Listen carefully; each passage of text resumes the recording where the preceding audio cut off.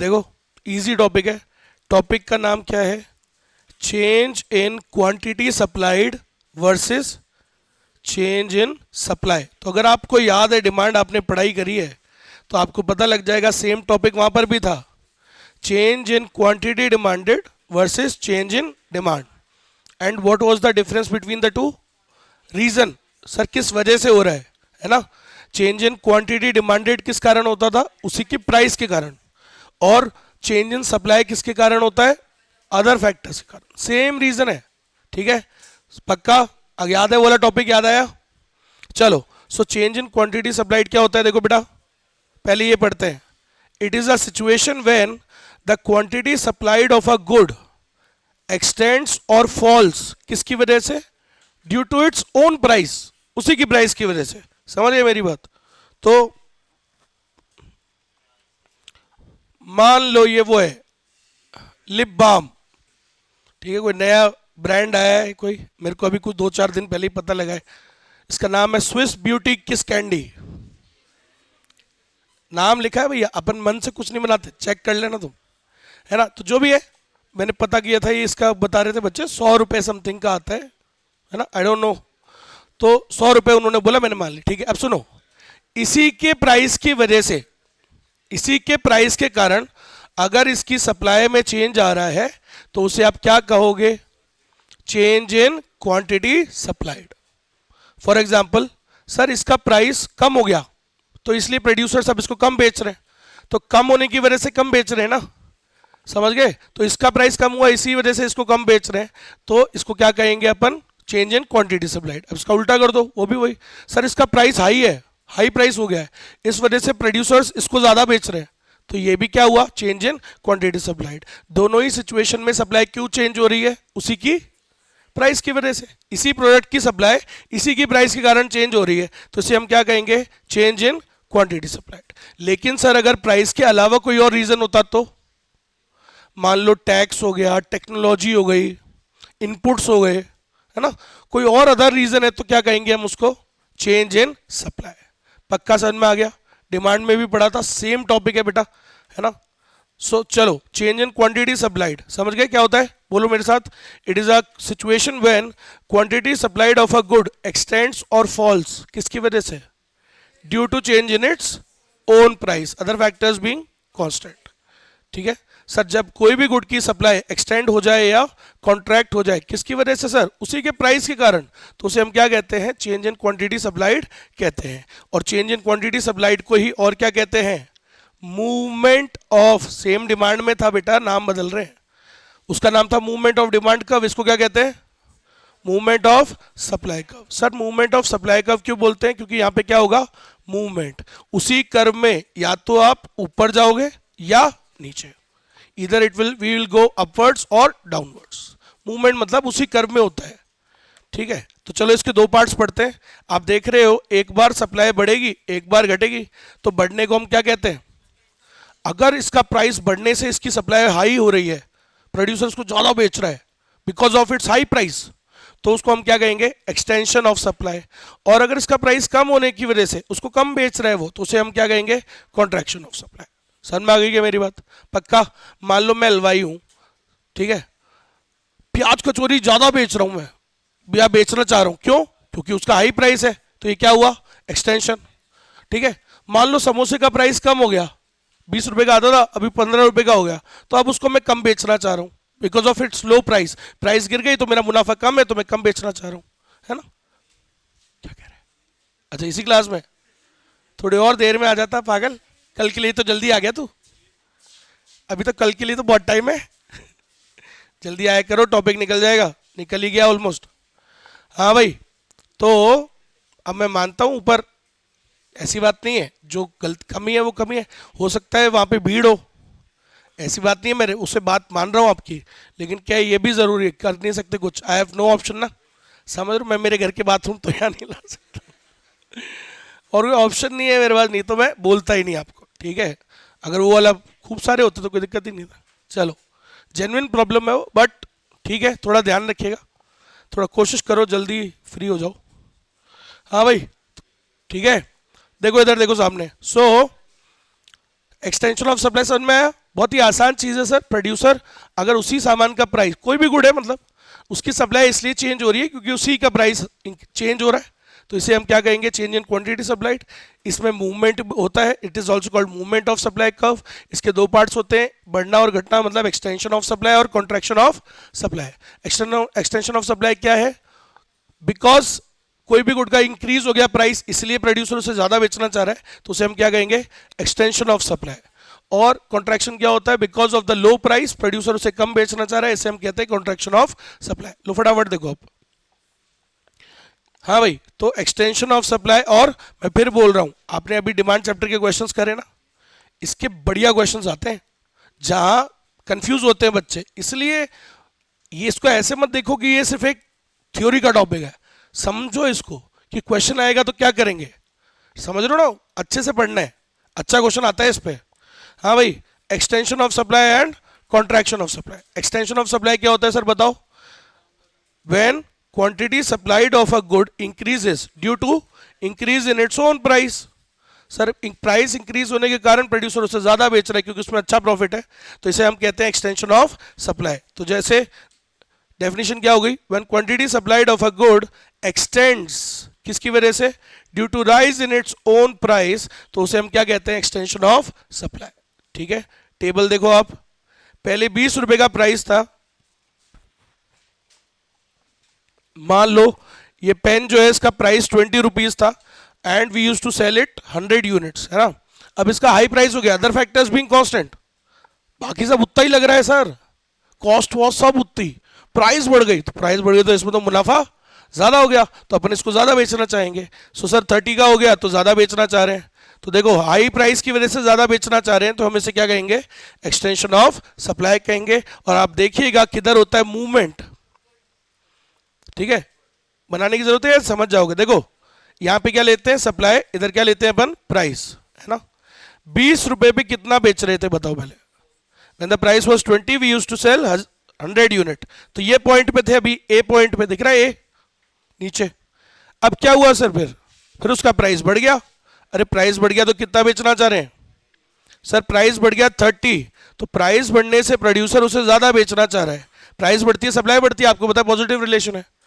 So now the producer wants to sell it more, ज्यादा बेचना चाह रहा है, तो सर ये तो ए से किधर की तरफ चले गए, ऊपर की तरफ। तो याद रखिएगा किधर होता है मूवमेंट, यहां पे कोई चक्कर नहीं है, डिमांड में था उल्टा, अगर आपको याद है तो, in demand there is downward movement in extension, याद आया, और यहां पे नॉर्मल है सर, एक्सटेंशन में भी अपवर्ड मूवमेंट है। क्लियर है सभी को, चलो कॉन्ट्रैक्शन इसका ठीक उल्टा हो जाएगा, वर्ड्स बदल दो बस, क्या हो जाएगा, when quantity supplied of a good x tends की जगह क्या बोल देंगे, कॉन्ट्रैक्ट्स।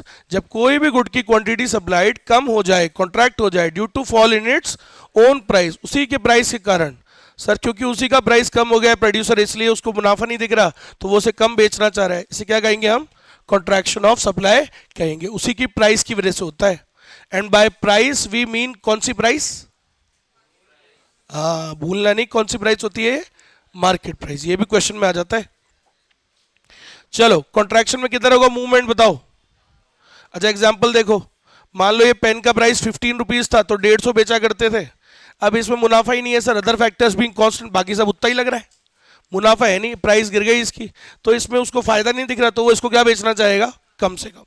क्लियर है क्या, तो अब देखो बिकॉज उसका लो प्राइस है इसलिए प्रोड्यूसर उसे कम बेचना चाह रहा है, तो इसलिए इसको क्या कहेंगे हम, कॉन्ट्रैक्शन कहेंगे। और आप बताओ कर्व में क्या चेंज आएगा, डाउनवर्ड मूवमेंट, बना के देखते हैं, देखो सो व्हेन प्राइस वाज 15, यहां से चालू हो रहा है, जब प्राइस थी 15 तो हम बेचते थे 150, ठीक है, 15 पे 150 बेच रहे थे, तो ये ए पॉइंट पे थे अपन, ए पे, फिर क्या हुआ सर, उसका प्राइस डाउन हो गया, अदर फैक्टर्स बीइंग कांस्टेंट, तो प्राइस जब डाउन हो जाएगा तो प्रोड्यूसर उसे कम बेचेगा। तो अब बताओ, पहले ए पे थे, अब किधर आ जाएंगे अपन, सी पे, तो अब बताओ किधर हुआ मूवमेंट, डाउनवर्ड।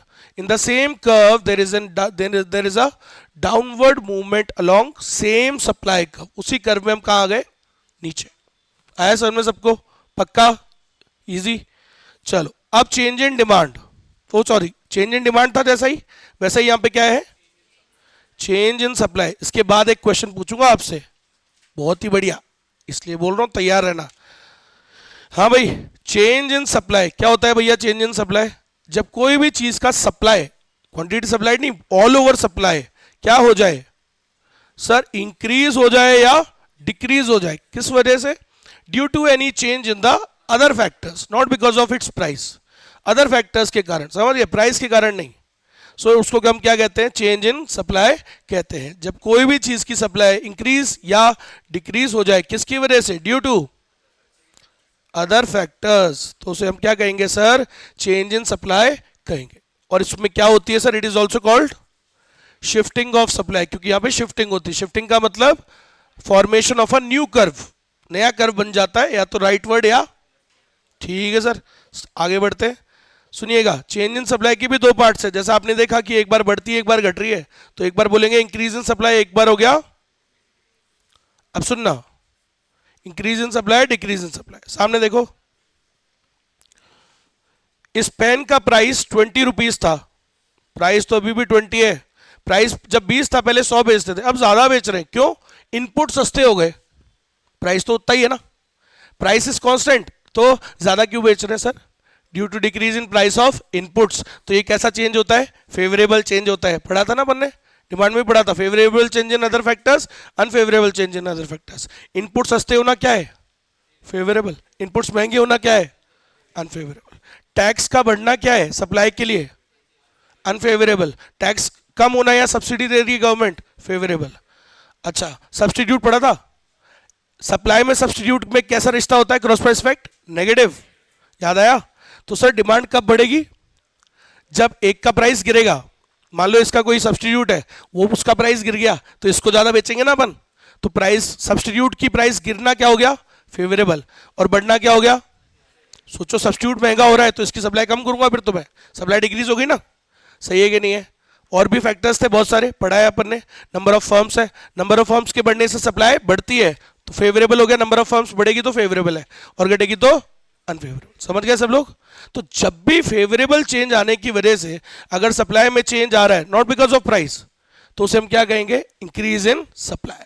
तो देखो what is increase in supply, when supply of a good increases, किसकी वजह से, due to any favourable change in the other factor sir, not because of price, तो उसे हम क्या कहते हैं, इंक्रीज इन सप्लाई कहते हैं। आप देखो इधर, प्राइस 20 थी, सप्लाई कर रहे थे 100, प्राइस 20 ही है, सप्लाई कर रहे हैं 150, क्यों सर, सेम प्राइस पे, प्राइस तो कांस्टेंट है, फिर भी सप्लाई क्यों बढ़ी, अरे बोलो क्यों बढ़ी, due to decrease in price of inputs, क्योंकि इनपुट सस्ते हो गए, या मान लो टैक्स कम हो गया, सही है, या मान लो नंबर ऑफ फॉर्म्स बढ़ रही है, या वो सब्सटीट्यूट, क्या क्या बताया मैंने, अरे बताओ बताओ, सब्सटीट्यूट क्या हो गया, सस्ता, सब्सटीट्यूट के सस्ते होने से price of substitute good decreases, unfavourable है ना, अरे पढ़ाता नहीं पढ़ाता। फ्यूचर प्राइसेस याद करो, प्रोड्यूसर को लग रहा है फ्यूचर में प्राइस, सप्लाई कब बढ़ेगी, अभी, अगर आपको लगे कि फ्यूचर में प्राइस गिरने वाली है तो आप अभी ज्यादा बेचोगे, याद आया। if you are expecting that the future price will fall, future में प्राइस गिरेगी तो अभी ज्यादा बेचेंगे ना, तो ये फेवरेबल हो गया, इसका ऑपोजिट कर दोगे तो अनफेवरेबल, सही है। चलो तो देखो इसका कर्व में क्या चेंज आएगा, हाँ भाई, प्राइस थी, बताओ,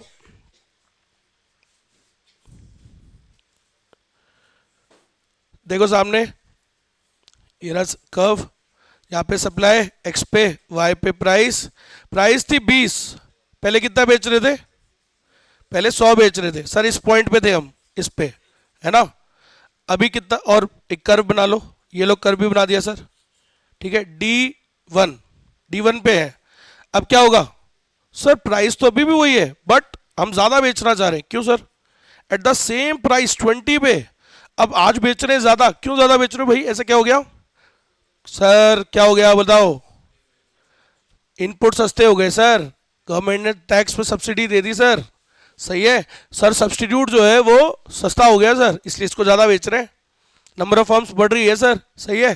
तो याद रखो सर, किधर बना new curve, rightward, so in case of increase in supply there is rightward shift in the supply curve, सही है। इसका उल्टा कर दोगे तो क्या हो जाएगा, डिक्रीज इन सप्लाई, जल्दी बेटा, what is decrease in supply, when supply of a good decreases, किसकी वजह से sir, due to any unfavourable change in the other factors, और अदर फैक्टर्स में अनफेवरेबल चेंज आने के कारण, मान लो इनपुट्स महंगे हो गए, सही है, इनपुट्स का महंगा होना हो गया अनफेवरेबल, मान लो टैक्स सरकार ने बढ़ा दिया अनफेवरेबल है, नंबर ऑफ फर्म्स कम हो रही हैं तो सब कम ही हो रही है, तो हम भी कम करेंगे ना सप्लाई, समझ रहे हो। फ्यूचर प्राइस क्या हो रहा है, बढ़ रहा है, अपने को लग रहा है फ्यूचर में प्राइस बढ़ेगी, तो अभी क्या बेचोगे, अभी तो कम बेचोगे ना, डिक्रीज हो जाएगी, समझ गए।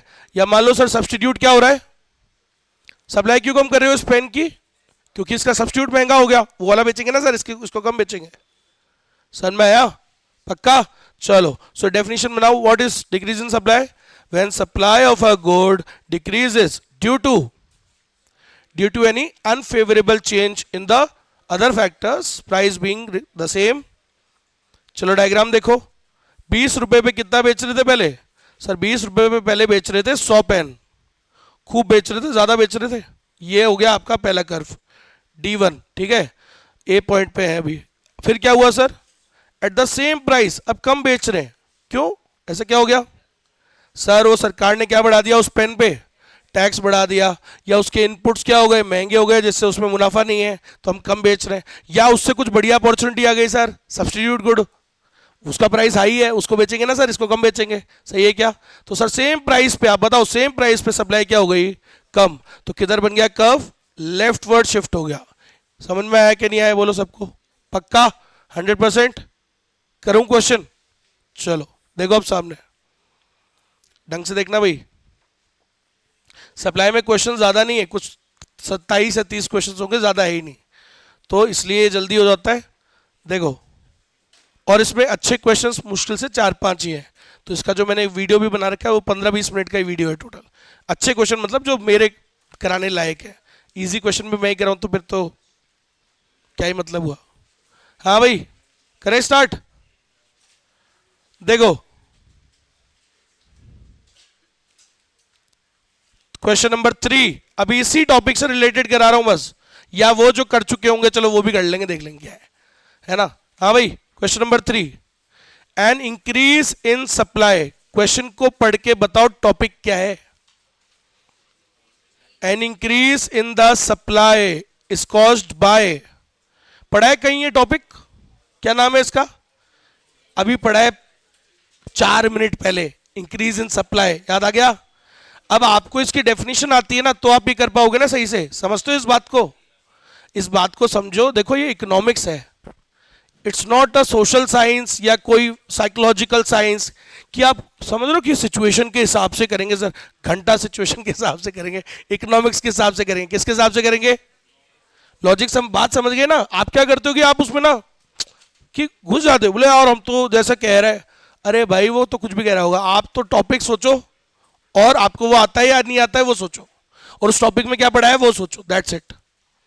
हाँ भाई इंक्रीज इन सप्लाई, मैं पढ़ रहा हूँ क्या ऑप्शन, आप बोलो मैं पढ़ रहा हूँ ऑप्शन, मैं तो नहीं पढ़ा, क्या होता है इंक्रीज इन सप्लाई, मैं टॉपिक पढ़ रहा हूँ। इंक्रीज इन सप्लाई क्या होता है बताओ सर, जब कोई भी चीज का सप्लाई इंक्रीज हो जाए due to any favourable change in the other factors, not because of price तो कांस्टेंट रहती है। अब पढ़ते हैं ऑप्शन। हाँ भाई तो चेक करो sir, improvement in technology, technology बढ़िया होनी फेवरेबल है या अनफेवरेबल है, सर ये तो फेवरेबल है, और अदर फैक्टर भी है, देखो दो चीज होनी चाहिए, एक अदर फैक्टर होना चाहिए, एक फेवरेबल होना चाहिए, है ना, पर सही है पहला, ठीक है, फेवरेबल भी है अदर फैक्टर भी है। फिर fall in the price of other goods, favourable है, क्रॉस प्राइस फैक्ट क्या होता है यहाँ पे, नेगेटिव, सर एक सब्स्टिट्यूट का प्राइस गिरेगा तो आप उसकी सप्लाई ज्यादा करोगे, तो ये भी फेवरेबल है, अदर फैक्टर भी है। Fall in the price of inputs, input सस्ते हो ना, सर ये भी बढ़िया है, इनपुट सस्ते होंगे तो प्रॉफिट बढ़ेगा, फेवरेबल है, तो तीनों ही फेवरेबल है, answer will be all of the above, ठीक है। Question number 6, contraction of supply, अभी पढ़ाएगा टॉपिक, टॉपिक पढ़ा है, मैं फिर बता देता हूं आपको, अभी आप कर पा रहे हो ना अगर ये क्वेश्चन, एग्जाम आते आते क्योंकि आप पढ़ना बंद कर देते हो तो ऐसे क्वेश्चन में गलती करने लग जाते हो, इतने लीड क्वेश्चंस में, समझ रहे हो मेरी बात, इसलिए बोल रहा हूँ एग्जाम आते आते अपने को प्रिपेयर्ड रहना है। फिर आपको एक लाइन बोल रहा हूँ, जो चैप्टर्स में कराते जा रहा हूँ that's your responsibility now, not mine, मैं अब कभी नहीं कराऊंगा उस चैप्टर को, ठीक है, जो कराते जा रहा हूँ वो आपकी जिम्मेदारी, जो बचा है वो मेरी, मैं अपनी अच्छे से निपटाऊंगा, तुम अपनी अच्छे से निपटाओ। जो कराते जा रहा हूं उसको कभी भी खोल खोल के रिवाइज करो, समझ रहे हो? नहीं तो प्रॉब्लम्स आएगी, भूल जाते हैं यार। आपके पास 12th जितना टाइम थोड़ी है कि तुम्हारे 4 बार यूनिट टेस्ट होंगे, यूटीज होंगे, फिर प्री बोर्ड होंगे, फिर ये होगा। अरे भाई साहब, सीधे पेपर है सितंबर में, और सितंबर से 1 महीना पहले हम फ्री करेंगे। तो 1 महीना पहले फ्री करेंगे तो आपको वो रिविजन, फिर वो भी तो चाहिए। आप रिविजन करोगे, मॉक टेस्ट भी दोगे। अब रिविजन वहां पे स्टार्ट करोगे क्या आप? रिविजन चलता है रेगुलरली, समझ रहे हो?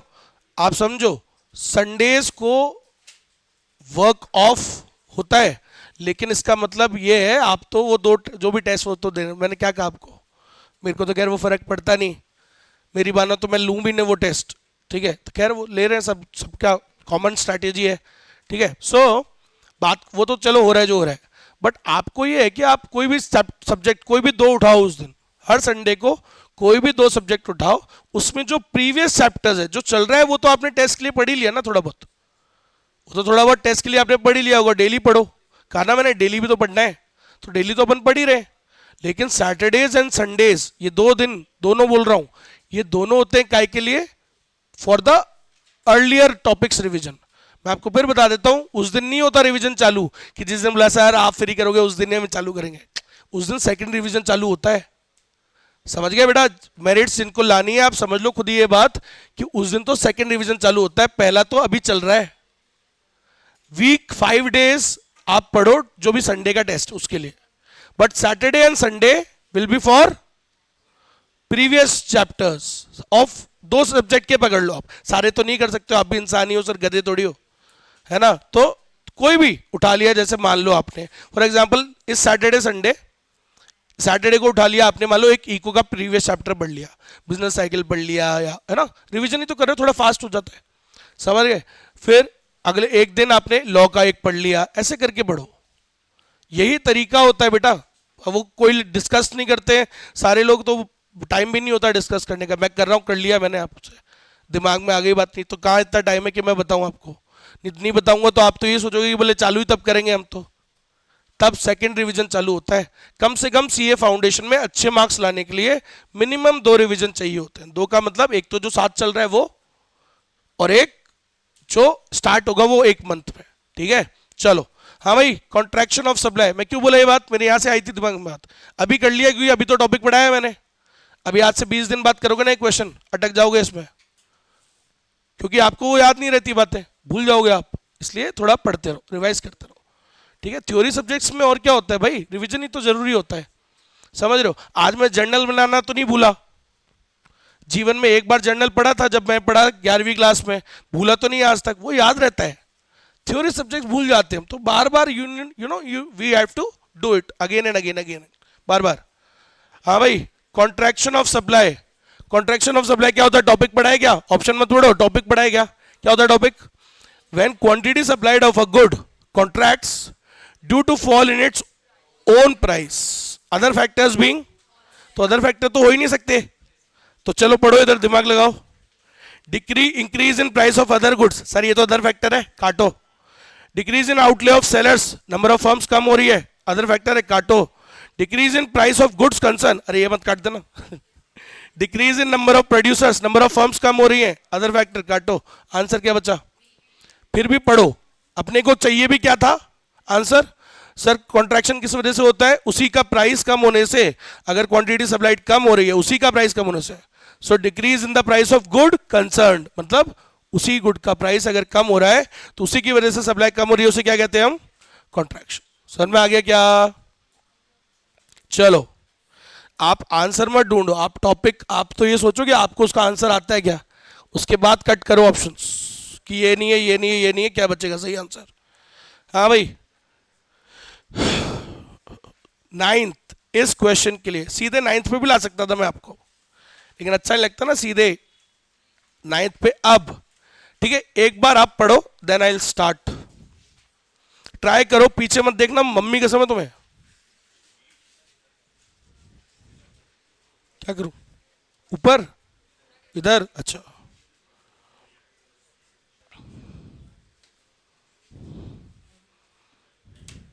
हाँ भाई, आराम से, जल्दीबाजी नहीं होती, इको में पेपर छूटेगा नहीं।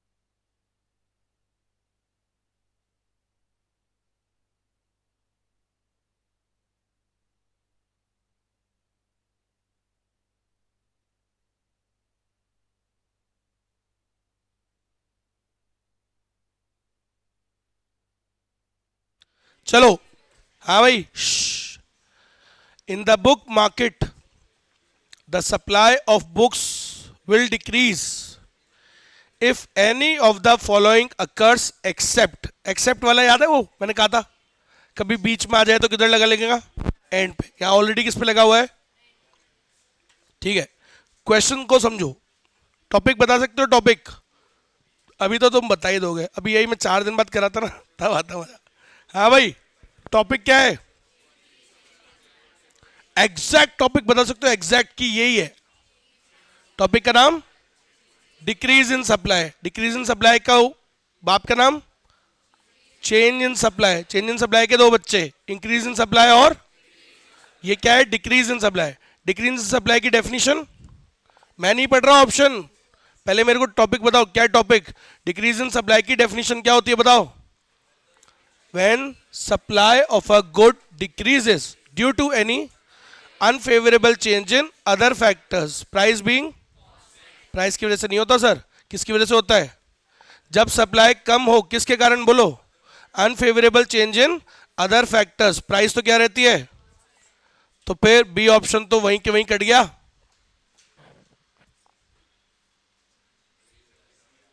सही है, आधे से ज्यादा लोग तो यही करते हैं आंसर, भाई प्राइस तो कांस्टेंट है, प्राइस तो वैसे कट गई, हम मतलब, अरे वैसे बोल रहा हूं, अरे सामने देखो, मतलब प्राइस तो क्या रहती है, प्राइस की वजह से नहीं होता ना, तो डेफिनेटली कोई और रीजन होगा इसके अलावा। क्वेश्चन मुझे पता है क्या पूछा है उसने, कि ठीक है, समझ में आ गई ना बात। चलो अब पढ़ो क्वेश्चन, क्या था sir, in the book market the supply of books will decrease if any of the following occurs except one, मतलब बुक मार्केट में बुक्स की सप्लाई कम हो जाएगी, इन चारों में से कुछ भी हो जाए, एक को छोड़ के, उसमें नहीं होगी, तो किस में नहीं होगी सर, बी ऑप्शन में, क्योंकि सर प्राइस की वजह से कभी, प्राइस की वजह से कभी सप्लाई कम नहीं होती, ये बात आम आदमी नहीं पकड़ पाएगा। आम आदमी तो बोलेगा, बोले यार होती है सर, कैसे नहीं होती, उसको भाई प्राइस कम होने से क्वांटिटी सप्लाइड कम होती है, सप्लाई कम नहीं होती। याद आया, प्राइस कम होने से कॉन्ट्रैक्शन ऑफ सप्लाई होता है, डिक्रीज इन सप्लाई। आ गई ना बात समझ में, अभी आ गई, एग्जाम में भी याद रखना, भूल मत जाना। चलो सामने देखो, तो आप क्यों, बाकी ऑप्शन देखो भाई, पहले तो क्या होना चाहिए आंसर, सर अदर फैक्टर होना चाहिए, और अदर फैक्टर में अनफेवरेबल चेंज होना चाहिए। चेक करो सप्लाई कम होगी क्या, हाँ भाई, a decrease in number of book publishers, sir book publishers मतलब सेलर्स, तो अगर बुक पब्लिशर्स क्या हो रहे हैं कम, तो सप्लाई तो कम होगी ना, नंबर ऑफ फर्म्स वाला पॉइंट पढ़ा है क्या, नंबर ऑफ फर्म्स कम होती है तो सप्लाई डिक्रीज होती है, तो सर ये भी क्या है, unfavourable change in other factor है ना, सप्लाई डिक्रीज होगी, सही है। अच्छा, increase in price of paper used, paper क्या होता है, अरे बुक बनाने में इनपुट्स लगते हैं ना सर, कागज, अगर कागज महंगा होगा, इनपुट्स महंगे होंगे, तो सप्लाई डिक्रीज होती है, अदर फैक्टर है ये भी, तो सर ये भी क्या है, unfavourable change in other factor, तो यहां पे भी सप्लाई डिक्रीज होगी, यहां पे भी सप्लाई डिक्रीज होगी। अच्छा, C option, increase in future expected price of the book, अगर आपको लग रहा है फ्यूचर में प्राइस महंगी होगी, तो अभी डिक्रीज, अभी सप्लाई क्या कर दोगे आप, कम, तो सर ये भी क्या है, unfavourable change in other factor, supply decrease होगी। तो क्वेश्चन यही तो था, इन the book market the supply of books will decrease if any of the following occurs except one, सब में डिक्रीज होगी, एक को छोड़ के, किसको छोड़ के, बी को, क्योंकि बी में डिक्रीज आया समझ में, मैं फिर बोल रहा हूं, आ गया, ठीक है, तो ये वीडियो में भी मैंने कराया हुआ है क्वेश्चन। हर बार मुझे पता होता है कि कौन से क्वेश्चंस में आएगी प्रॉब्लम, तो मैं कराते ही कराता हूँ।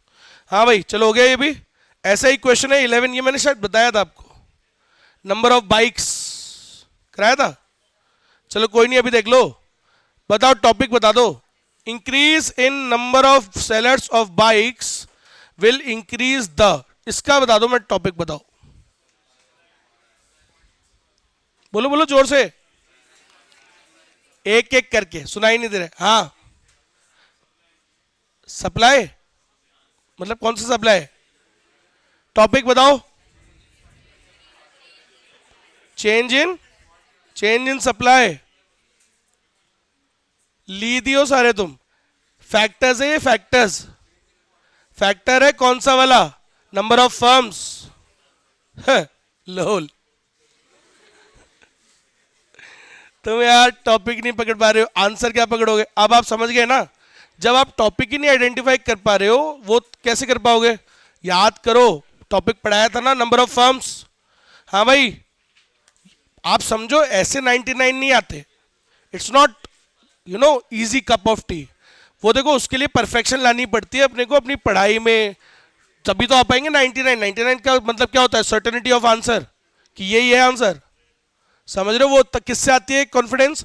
पढ़ने से आती है, बार बार पढ़ने से आती है, रेगुलर पढ़ने से आती है, हर दिन। समझ रहे हो? अपने नोट्स बनाओ, अपने मतलब जो आपने डेवलप करे हो।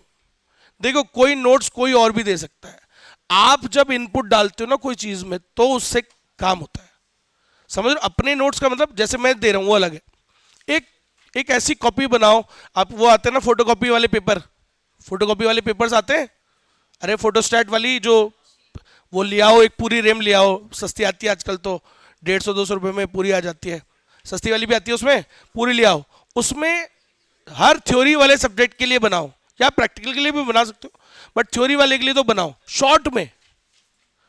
ये जो नोट्स आप बनाओगे ना, यही आपको क्विक रिवीजन करने में मदद करता है, और ये सीए फाउंडेशन, इंटरमीडिएट और फाइनल में बात जाती है। नहीं तो फाउंडेशन में तो बेटा 2 थ्योरी सब्जेक्ट है, इंटरमीडिएट में 3.5, ऑडिट, टैक्स, लॉ और एसएम, 3.5 सब्जेक्ट थ्योरी है। और फिर ये बच्चों को प्रॉब्लम आती है कि बोले सर प्रैक्टिकल तो बहुत अच्छा कर लेते हैं हम, थ्योरी में अटक जाते तो कैसे होगा सीए? है ना, सीए तो नहीं हो पाएगा, क्योंकि देखो भाई 3.5 सब्जेक्ट, टोटल 6 सब्जेक्ट है इंटरमीडिएट में, 3.5 अगर क्या है थ्योरी, तो फिर कितना बचा प्रैक्टिकल? ऑडिट लॉ और एसएम, 2.5 सब्जेक्ट है, सॉरी। टैक्स भी, लेकिन आपको बता दूं टैक्स थोड़ा बहुत उसमें थ्योरी भी आता है, समझ गए? तो एक बार के लिए मान लो 3 सब्जेक्ट हो गए थ्योरी। कैसे पढ़ोगे थ्योरी? ये जो तरीका बताया अभी आपको, आपका टीचर जैसे भी पढ़ा रहा है वो पढ़ो, प्लस आप अपने नोट्स जो आपने बनाए हैं खुद, समझ लो, शॉर्ट में कोई भी बात मिस मत करो, ज्यादातर कोशिश करो कि काम की बातें सब आ जाए, वो ही जल्दी रिवाइज करने में हेल्प करते हैं। समझ में आ गया? देखो सिंपल सी बात है, दूसरों के इनपुट से थोड़ी काम होता है, जब हम इनपुट डालते हैं उससे काम होता है। हाँ भाई चलो, इधर इधर इधर। An increase in number of sellers of bikes. अब अगर आप ऑप्शन में घुसोगे तो घुस ही जाओगे, इसलिए बोल रहा हूं टॉपिक पढ़ो और आंसर सोचो। हाँ भाई, increase in number of sellers of bikes, अगर नंबर ऑफ सेलर बढ़ रहे हैं किसके? बाइक्स के, तो क्या टॉपिक पढ़ाया था मैंने? कोई भी चीज के जब नंबर ऑफ फर्म्स बढ़ती हैं तो उससे वो क्यों बढ़ रही होगी? Because of good profits. तो फिर आपको भी उस चीज की सप्लाई क्या करनी चाहिए? बढ़ जाती है, उससे सप्लाई भी बढ़ जाएगी उस चीज की। तो चीज का नाम क्या है? तो आंसर क्या है भाई? सी। अब आप बाकी पढ़ते रहो तो पढ़ते रहो, अंदर ही घुसोगे ऑप्शन में। याद रखो, नंबर ऑफ फर्म्स अगर कोई भी चीज की बढ़ती है तो उससे उसका सप्लाई बढ़ता है। तो अगर बाइक्स के सेलर्स बढ़ रहे हैं तो बाइक की सप्लाई तो बढ़ेगी ना। सही बात है क्या? अब बाकी ऑप्शन पढ़ लो, कंफ्यूज हो गए आप भाई। पहला ऑप्शन, सर अगर एक बात बताओ, कोई भी चीज की सप्लाई बढ़ने से उसकी प्राइस बढ़ती है या कम होती है? सर अगर खूब सप्लाई हो रही है, सप्लाई खूब हो रही है, पहले कम होती थी, अब खूब सप्लाई बढ़ गई, तो प्राइस बढ़ेगा या घटेगा? घटेगा। सप्लाई बढ़ने से क्या होता है? Demand being the same, supply बढ़ रही है तो क्या होगा? सस्ता ही तो होगा। तो ये तो प्राइस ऑप्शन ही घट गया। फिर पढ़ो, सर बाइक्स के सेलर्स बढ़ने से बाइक्स की डिमांड बढ़ती है क्या? सप्लाई से डिमांड बढ़ती है क्या? कोई भी चीज की डिमांड से सप्लाई होती है।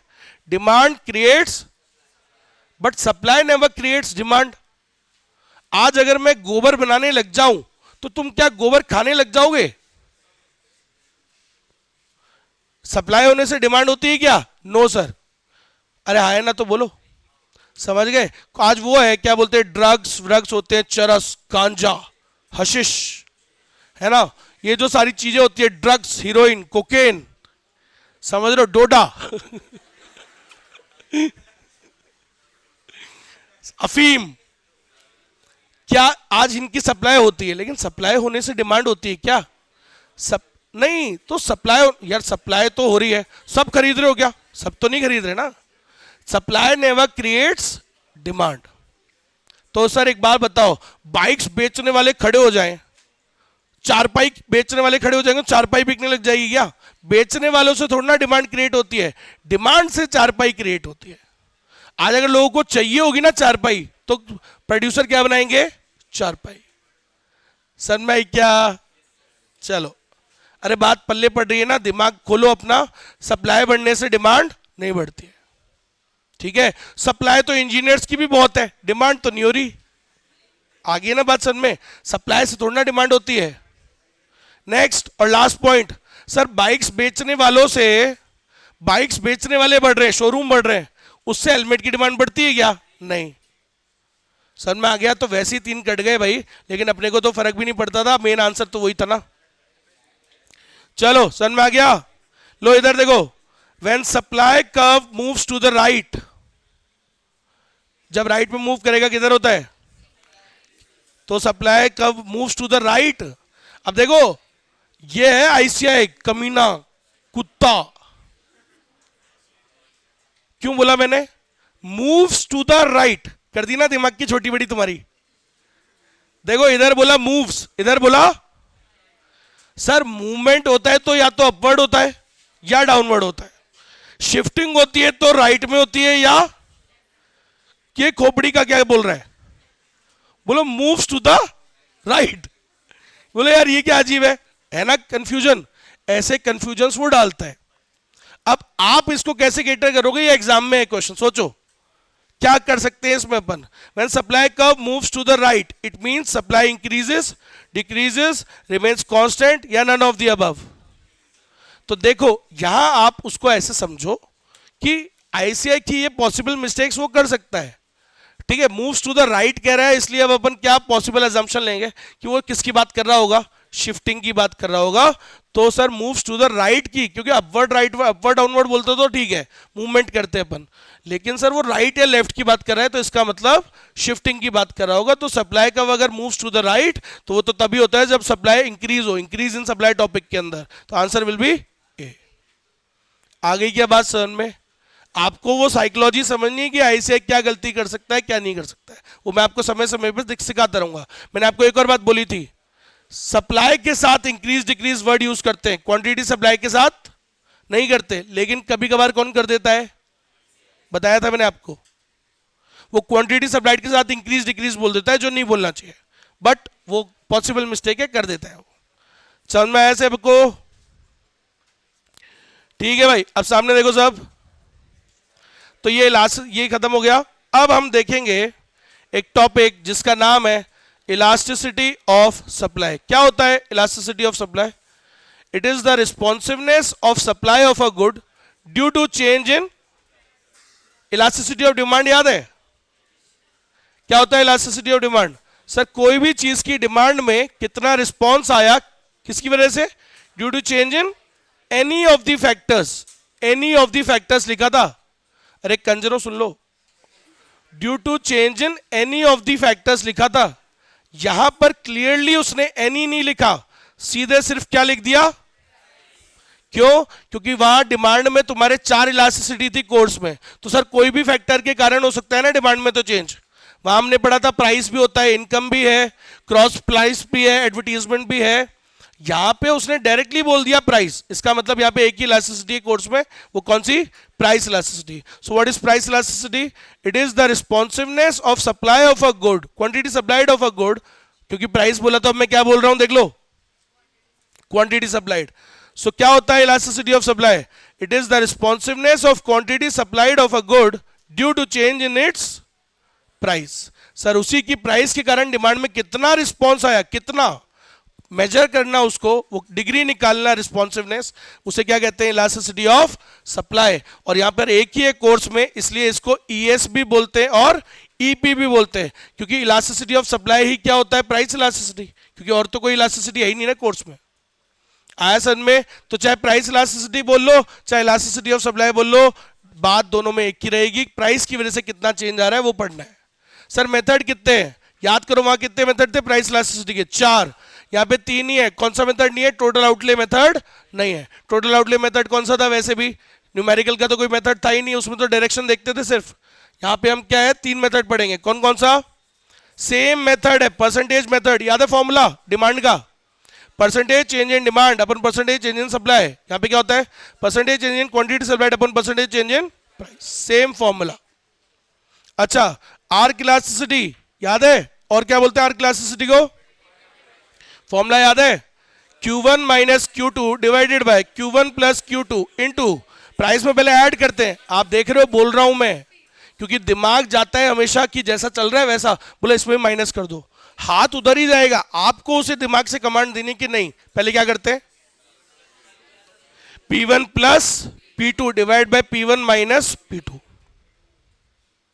अरे तुम क्या कर रहे हो दोनों को दोनों? तुम यार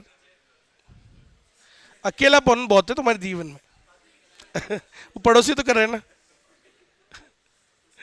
चलो, बॉयज स्कूल में थे क्या तुम दोनों? ऐसे क्यों करते रहते? ऐसे छेड़ते रहते एक दूसरे को। हाँ भाई इधर देखो, सामने देखो, कोई दिक्कत नहीं है, सब अलाउड है आजकल कोर्ट में। हमारा देश बदल रहा है, आगे बढ़ रहा है।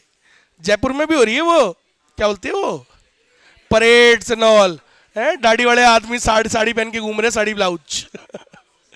दाढ़ी वाले आदमी, भाई बहुत डर लगता है ऐसे आदमी से मेरे को। तुम क्या जानो, मैं पहले दिल्ली में रहता था। 2011 की बात है। तो वहां पे मैं मतलब अब कैसे बताऊं, सीए तो मैं इसलिए कर रहा था क्योंकि मैं करते जा रहा था, पास होते जा रहा था, फेल हो नहीं रहा था। और वो मेरा करने की इच्छा कभी भी नहीं थी। तो वो क्या है, मेरा जो एल्डर ब्रदर है वो बाहर पढ़ रहा था out of Jaipur. So there were 2 things. My mother used to be very ill, बहुत सिक रहती थी, मतलब बीमार रहती थी। बचपन में हम जब छोटे थे तो क्या है, वो उनके लिए फिर दोनों बेटे नहीं समझ, हम हेल्प तो करते ही थे मदर की हमेशा बचपन से ही।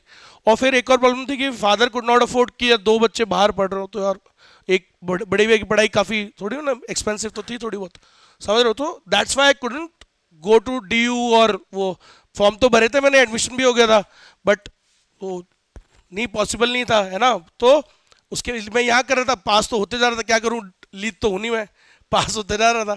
But I never wanted to do CA. तो मैं इसके साथ साथ जो मुझे एक्चुअली करना था, जो मेरे ज़्यादा इंटरेस्ट था, तो मुझे फौज में ज़्यादा इंटरेस्ट था, फोर्सेस में, तो उसकी पढ़ाई भी चल रही थी। तो मैं दिल्ली रहता था, ठीक है। So at one point of time I shifted to Delhi, वहाँ पे ट्रेनिंग के लिए शिफ्ट हो गया। वहाँ की स्टोरी बताता हूँ बस, वो जो भी है तो बताता हूँ, मेन स्टोरी तो यही थी। तो दिल्ली में तो मेट्रो चलती है, समझ रहे, मेट्रो का सिस्टम है। अपन भाई साहब संडे टाइम मिलता था, थोड़ा बहुत संडे को टाइम मिलता था, तो है ना, तो उसमें आर्मी कैंट में रहता था मैं। तो उसके बाद संडे को बाहर जाते थे। अब संडे को एक वो जगह है दिल्ली में, CP है ना, कनॉट प्लेस, वहीं जाता था मैं। भाई वहीं है, माहौल बनता है उधर, तो बढ़िया एरिया है, मतलब अच्छा एरिया है, अच्छा जो भी है, वॉट शॉपिंग एंड एवरीथिंग। तो मैं जाता था।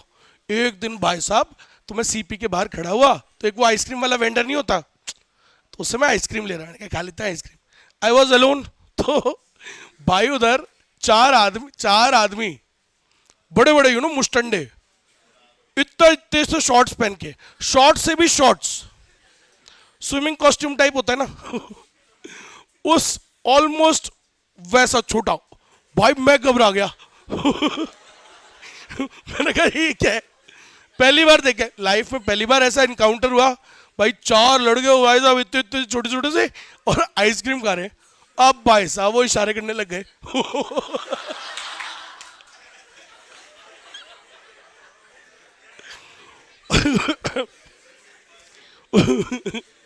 अच्छा आप समझो, आई शो यू ना, कभी टाइम मिलेगा तो मैं I show you my pics. अरे वो नहीं भाई, मैं मेरी पिक्चर्स दिखाऊंगा। तो क्या है उस टाइम तो फौज का जैसा सिस्टम होता है, आप समझ जाओ कि कैसा लगता हूँ मैं, तो वैसा सिस्टम। तो अब भाई वो पीछे पड़ गए। वो पीछे पीछे, तो उसी के पास में जो एक वो है मेट्रो स्टेशन, राजीव चौक बोलते उसको, भाई वहां तक आ गए। वो भाई मेट्रो में भी पहुंच गए, मेरी वाली मतलब मैं जिस रूट पे जा रहा था भाई, मेरी यो। माना मैं फौज के लिए प्रिपेयर कर रहा हूँ, अच्छा मैं भी मतलब वेल बिल्ड था, लेकिन 4 को मुस्टंडे ऊपर से वो। ये भगवान, देश बदल रहा है लेकिन भाई डर लगता है। चलो तो पॉइंट इलास्टिसिटी, अच्छा रुक जाओ बस खत्म है। पॉइंट इलास्टिसिटी का मेथड, 1 मिनट रुक जाओ बस। पॉइंट इलास्टिसिटी जो होती है, पॉइंट इलास्टिसिटी में तो 2 थे ना, एक तो वो डायग्राम वाला lower segment upon upper segment वाला, और एक था जो न्यूमेरिकल फॉर्मूला था। तो लोअर सेगमेंट अपर सेगमेंट वाला नहीं है, सिर्फ न्यूमेरिकल फॉर्मूला लगाना है। क्या है numerical formula? Change in quantity upon change in price into price upon quantity. तो ये फॉर्मूले हैं बस। तो आप समझो मैं कल आऊंगा और ये कल आते खत्म कर देंगे, कोशिश करेंगे कल ही निपट जाए। तो कल है 7 तारीख, तो फिर क्या है कंज्यूमर कराना है, फिर मेरे को फिर पूरी इस पूरे मंथ में निपटाने की पूरा ट्राई करेंगे अपन, ठीक है। चलो।